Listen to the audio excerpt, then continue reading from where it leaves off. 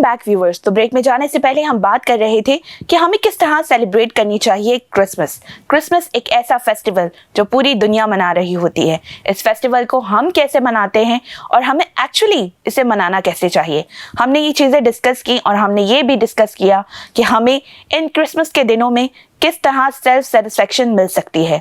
ये जो छोटे छोटे काम हमने आपसे शेयर किए, इन्हें कोशिश करें कि अपनी ज़िंदगी में अमल करें इन पर, ताकि आपको भी ये हकीकी खुशी मिल सके और आपके चेहरे पर ये जब खुशी आएगी तो वो आपकी आंखों से, आपके दिल से, आपकी मुस्कुराहट से और आपके लफ्ज़ों से भी झलकेगी और ये खुशी फिर आप दूसरों को भी ट्रांसफ़र करेंगे। मेरे अजीज़ों, हमने अभी सोशली देखा कि हम क्रिसमस को कैसे मनाते हैं। आइए बिब्लिकल वे में देखते हैं और हिस्टोरिकल पॉइंट ऑफ व्यू जानते हैं क्रिसमस का, कि तारीख हमें क्रिसमस के बारे में क्या बताती है और हमारा कलाम मुकद्दस हमें क्रिसमस के बारे में क्या बताता है। तो मैं दावत दूंगी सिस्टर रुबैका को कि वो हमें हिस्टोरिकल पॉइंट ऑफ व्यू बताएं। जी, एक्चुअली ये 16वीं सदी से रवाज पाया कि लोग क्रिसमस को, मसीह की पैदाइश को, उसको एज ए सेलिब्रेशन के तौर पर लें। और ये रोमन एम्पायर में सबसे पहले शुरू हुआ और फिर आगे चलकर हम देखें तो पोप जूलियस के ज़माने में ये शुरू हुआ था कि क्रिसमस को एक फेस्टिवल के तौर पर मनाया जाए और लोगों में इंट्रोड्यूस कराया जाए कि मसीह की पैदाइश जो है वो किस तरह से हुई और क्या क्या अवामल हैं जो मसीह की पैदाइश में हाइल हुए और कौन सी चीज़ें हैं जो मसीह के इस दुनिया में आने को जो है वो सेलिब्रेट करती हैं या उसको लोगों पर अयां करती हैं कि किस तौर से मसीह की पैदाइश जो है वो इंसानों के लिए अहम है। तो बाइबल मुकद्दस में भी अगर आप देखें तो हमें बहुत सारी चीज़ें जो हैं वो नज़र आती हैं जिनको हमें जानने की ज़रूरत है और उनका रिव्यू करने की ज़रूरत है अपनी ज़िंदगी में, अपने स्पिरिचुअल लाइफ में, अपने रोज़मर्रा के कामों में, कि मसीह का इस दुनिया में आना ये खुदा का एक इलाही मंसूबा था। और ये इलाही मंसूबा क्या था कि खुदा अपनी मोहब्बत को लोगों में ज़ाहिर करना चाह रहा था कि किस तौर से वो लोगों के साथ अपनी मोहब्बत को बयान करे, उसका इजहार करे कि मैं आपसे मोहब्बत करता हूँ।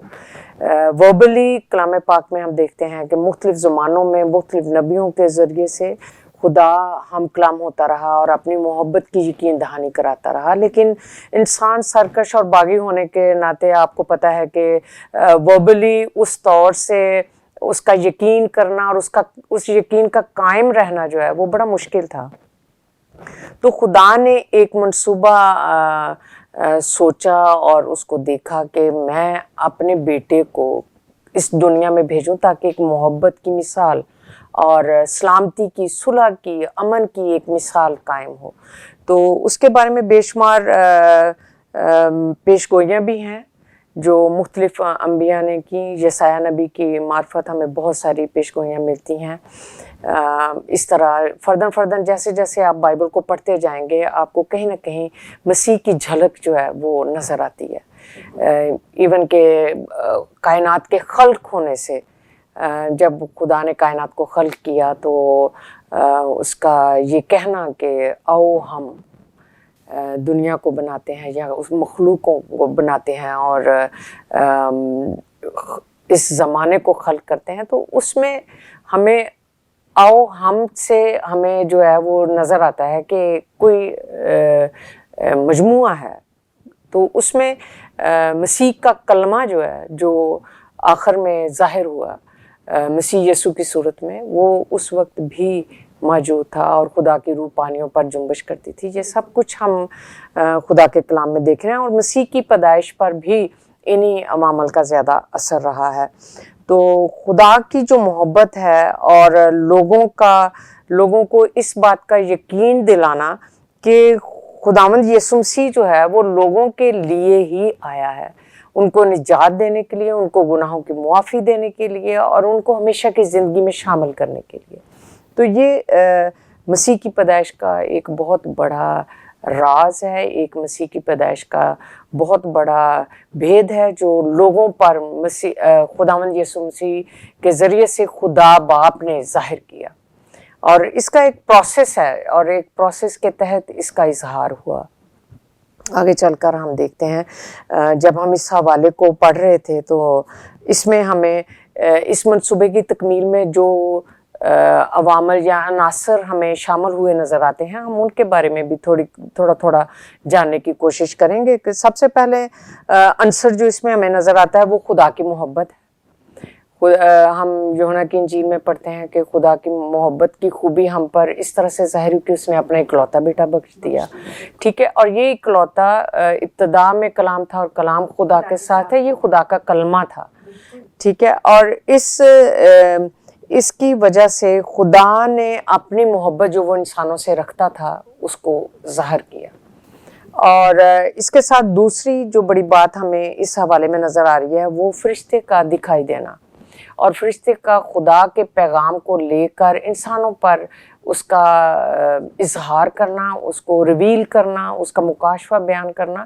یہ فرشتے کی ایک ذمہ داری تھی اور ایک مسیح کی پیدائش میں ایک سب سے امپورٹنٹ عنصر وہ فرشتہ تھا جو خدا کا پیغام نسل انسانی کے لیے لے کر آ رہا.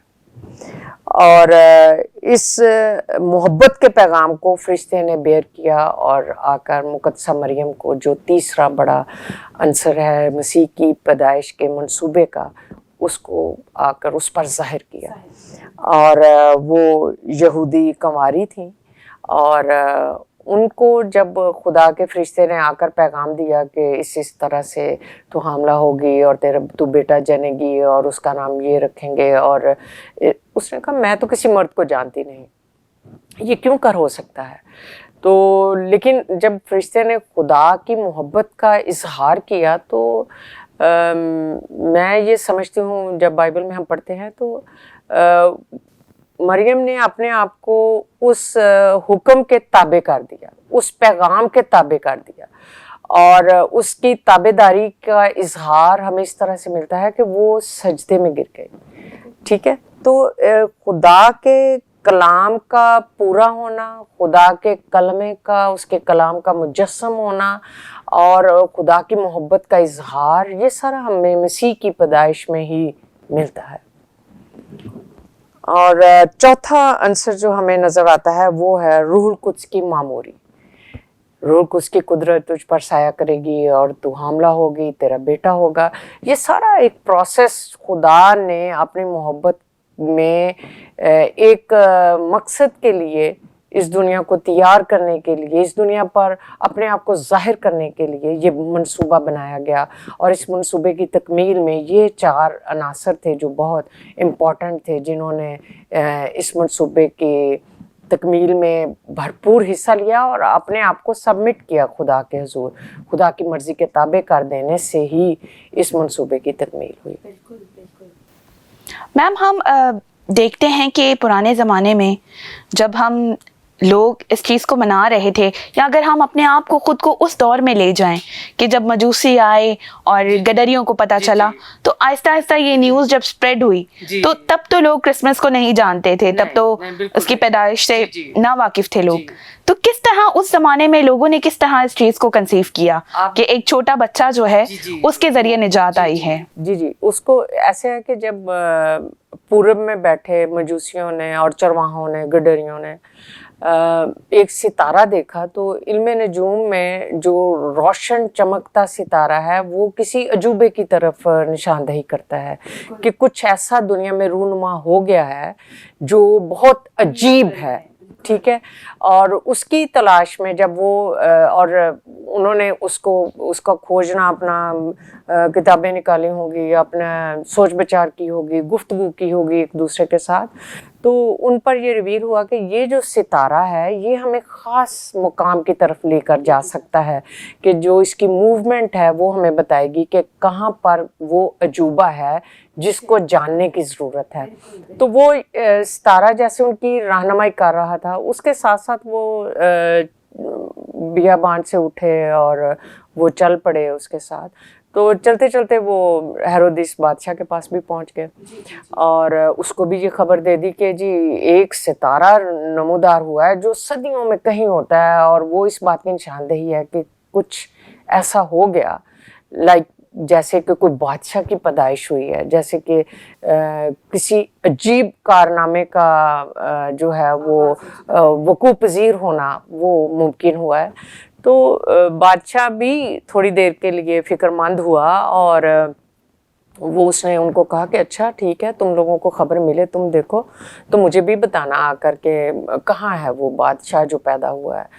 تو وہ مجوسی جیسے جیسے جاتے گئے اور وہ ایک ستارہ ایک جگہ پر آ کر ٹھہرا اور وہاں پر انہوں نے اندر جا کے دیکھا تو مسیح کو کپڑے میں لپٹا پایا.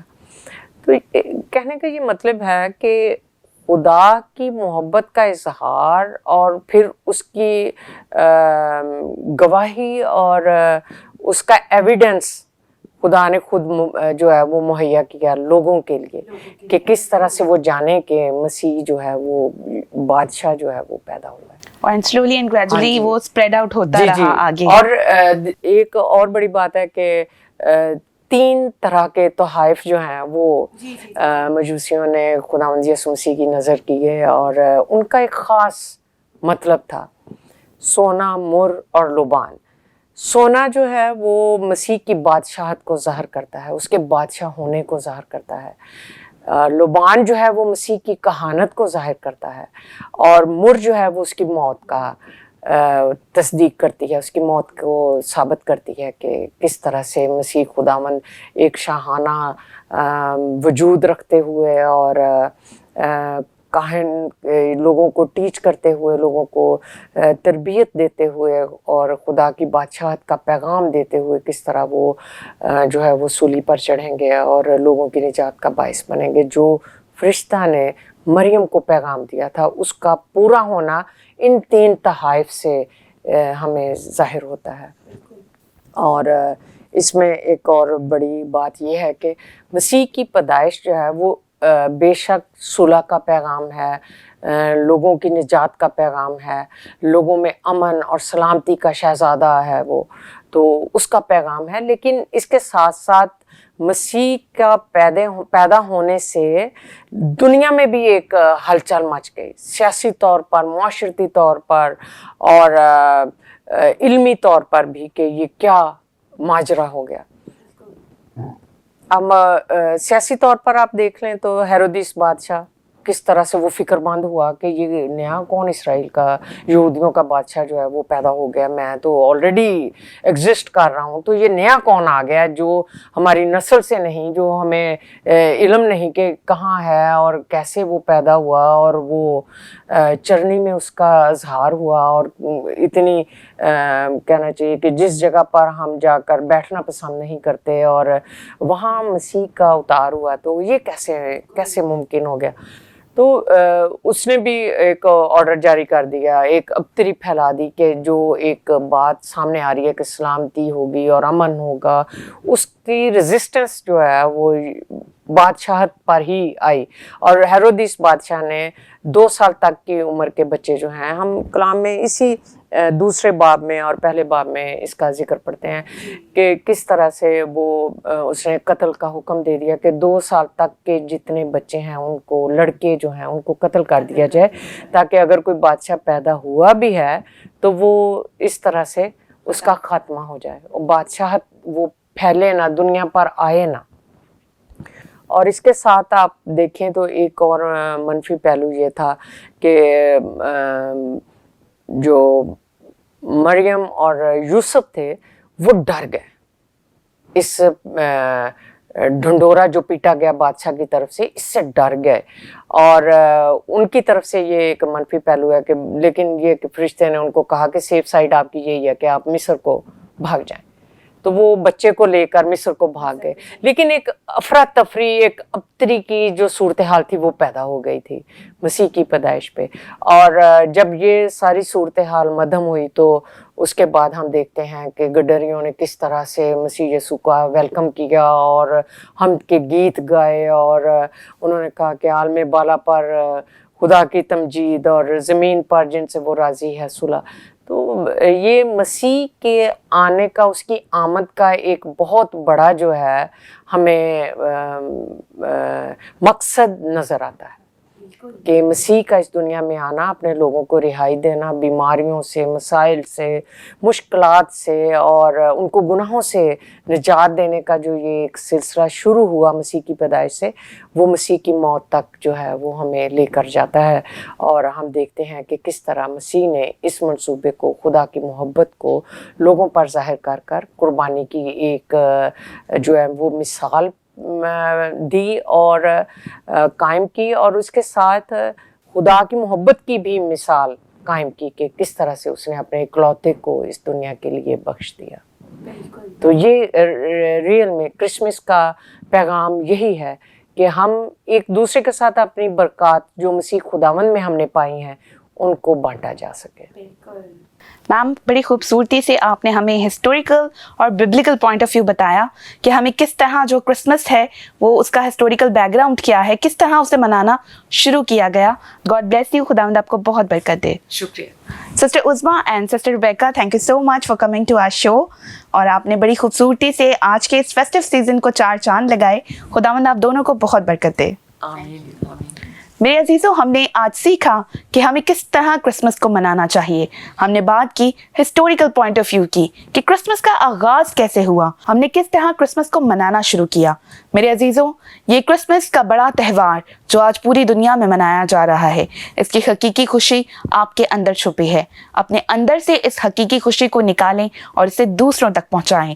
یہ جو دیپ خدا نے آپ کے دل میں جگایا ہے، اس دیپ کی روشنی کو دوسروں تک پہنچائیں تاکہ آپ دوسروں کی زندگیوں کو بھی منور کر سکیں. میرے عزیزوں، اسی پیغام کے ساتھ میں چاہوں گی آپ سے اجازت. میری پوری ہوشانہ ٹیم کی طرف سے، ہمارے ڈائریکٹر ڈیوڈ ڈین کی طرف سے، ہماری میم نسرین مرسی کی طرف سے، آپ سب کو کرسمس بہت بہت مبارک ہو، اور اسی طرح خوشیوں کو دوسروں تک بانٹتے رہیں. ہم آپ سے ملیں گے ایک نئے پروگرام میں. تب تک کے لیے اپنی ہوسٹ سونیا اینڈریوز کو دیجیے اجازت. میری Christmas to all of you. God bless you all.